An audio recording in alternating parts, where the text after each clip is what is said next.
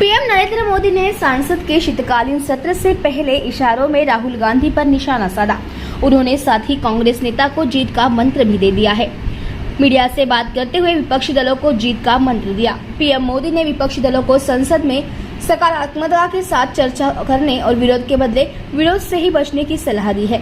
उन्होंने कहा कि ये उनके लिए गोल्डन अवसर है और सत्र में विधानसभा चुनाव में पराजय का गुस्सा निकालने की योजना बनाने की बजाय पिछले पराजय से सीखकर 9 साल की नकारात्मकता की प्रवृत्ति को छोड़कर इस सत्र में सकारात्मकता के साथ आगे बढ़ेंगे तो देश का उनके प्रति देखने का दृष्टिकोण बदलेगा। पीएम मोदी ने कहा कि मैं सभी सांसदों से कहता हूं कि लोकतंत्र का मंदिर जन आकांक्षाओं के लिए विकसित भारत की नींव को अधिक मजबूत बनाने के लिए अच्छा मंच है। उन्होंने सांसदों से ज्यादा तैयारी करने के लिए आग्रह किया है। उन्होंने विपक्षी दलों से अपील की है कि सकारात्मक विचार लेकर आइए। हम 10 कदम चलेंगे तो आप 12 कदम चलिए। बाहर के पराजय का गुस्सा सदन में मत उतारना। हताशा निराश होती है, लेकिन दम दिखाने के लिए कुछ करना होगा। लोकतंत्र के मंदिर को ये मंच मत बनाइए।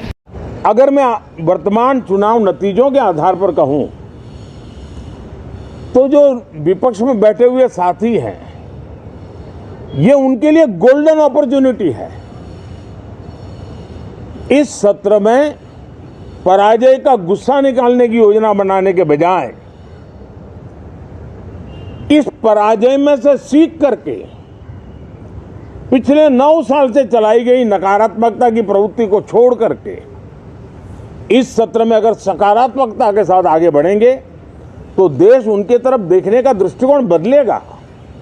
उनके लिए एक नया द्वार खुल सकता है और वो विपक्ष में है तो भी उनको एक अच्छी एडवाइस दे रहा हूं कि आइए, सकारात्मक विचार लेकर के आइए। अगर हम 10 कदम चलते तो आप 12 कदम करके फैसला लेकर के आइए। हर किसी का भविष्य उज्जवल है, निराश होने की जरूरत नहीं है, लेकिन कृपा करके बाहर के पराजय का गुस्सा सदन में मत उतारना।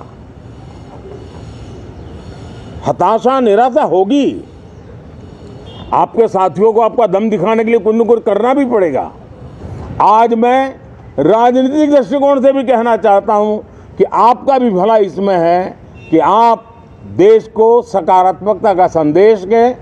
आपकी छवि नफरत की और नकारात्मकता की बने, वो लोकतंत्र के लिए अच्छा नहीं है।